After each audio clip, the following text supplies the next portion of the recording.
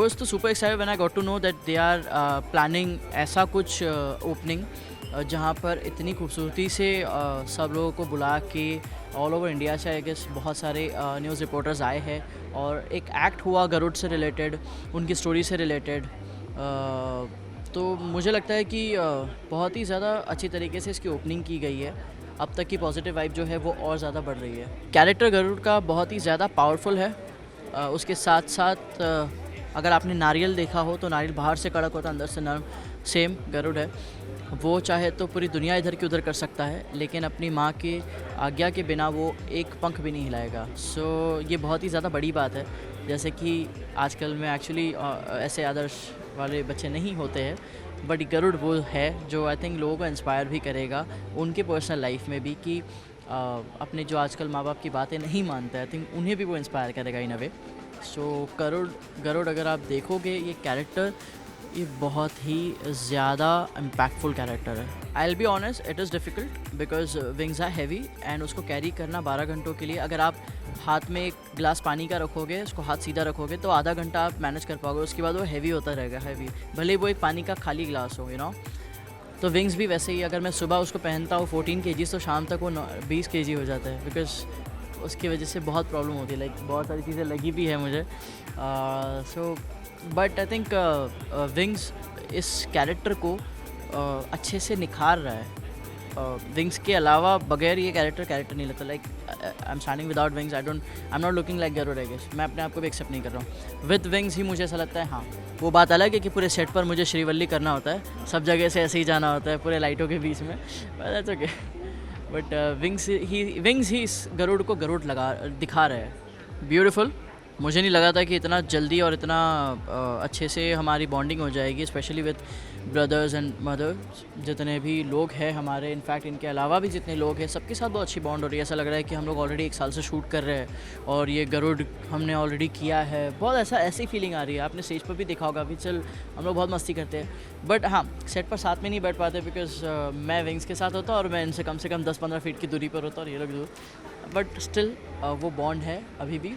और I am grateful कि ऐसी कास्ट मिली है जहाँ पर लोग एक दूसरे को इतना ज़्यादा सपोर्ट कर रहे हैं। बस जितना आपने प्रोमो में देखा है कि गरुड़ की एक मजबूरी है, उस मजबूरी की वजह से वो कुछ नहीं कर पाता है। माँ की एक मजबूरी है, वो मजबूरी क्या है वो आप लोगों को शो में दिखेगी। वो क्यों दासी बनी जबकि वो एक महारानी है, बट उन्हें दासी बनना पड़ा। सो आप लोगों को ये सब धीरे धीरे पता चलेगा।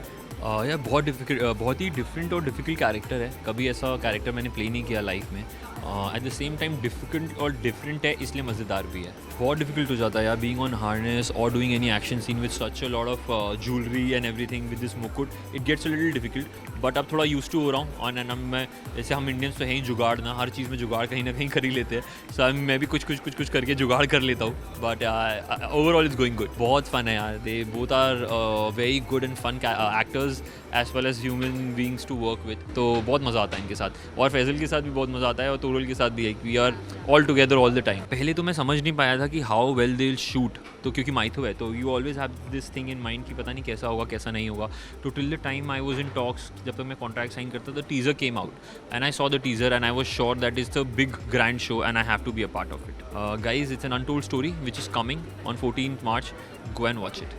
गरुड़ में मैं विंता का कैरेक्टर प्ले कर रही हूँ, जो गरुड़ की माँ है। बहुत ही प्योर, काम, लविंग और केयरिंग कैरेक्टर है। शी इज़ ऑलवेज़ पॉजिटिव, और गरुड़ को भी वो हमेशा पॉजिटिव डायरेक्शन में गाइड करती है। जो राइट वैल्यूज़ है वो उसे सिखाती है। मैं कंफ्यूज थी बहुत, और मुझे समझ नहीं आ रहा था कि ये किस तरीके का शो है, पहली बात, क्योंकि बिकॉज़ ये कहानी के बारे में हम इतना जानते नहीं है। ये अनटोल्ड स्टोरी है, कभी हमने टीवी पर इसको देखा नहीं है।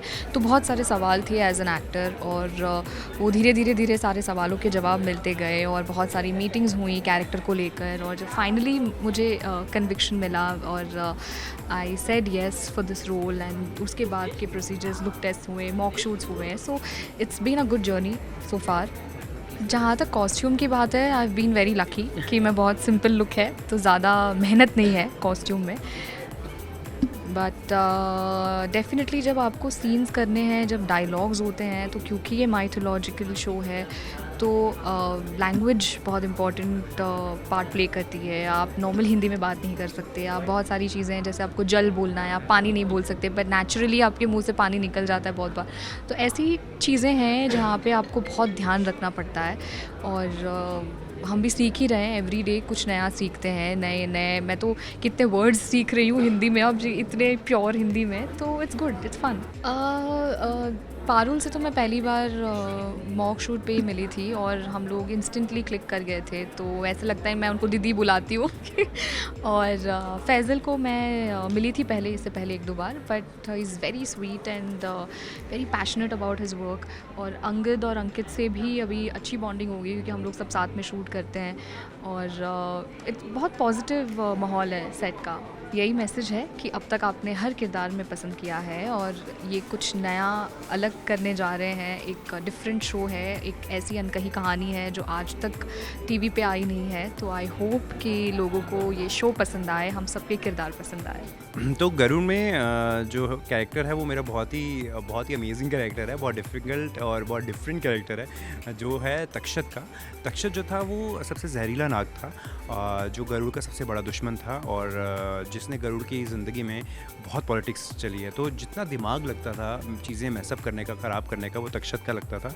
और ये कहानी जो है ये रियल है, ये असली की कहानी है, जो अभी तक कभी आई नहीं है, और अब ये पहली बार लोगों के सामने आने वाली है। कॉस्ट्यूम बहुत हैवी है, और मतलब ऐसा लगता है कि जैसे 2 जने आपको खींच रहे हैं। और तो बहुत डिफ़िकल्ट हुआ था मेरे लिए स्टार्टिंग में, जब हमने शूट स्टार्ट किया तो बहुत डिफ़िकल्ट हुआ था ये पहनना रोज़, और पूरा दिन पहन के रखना।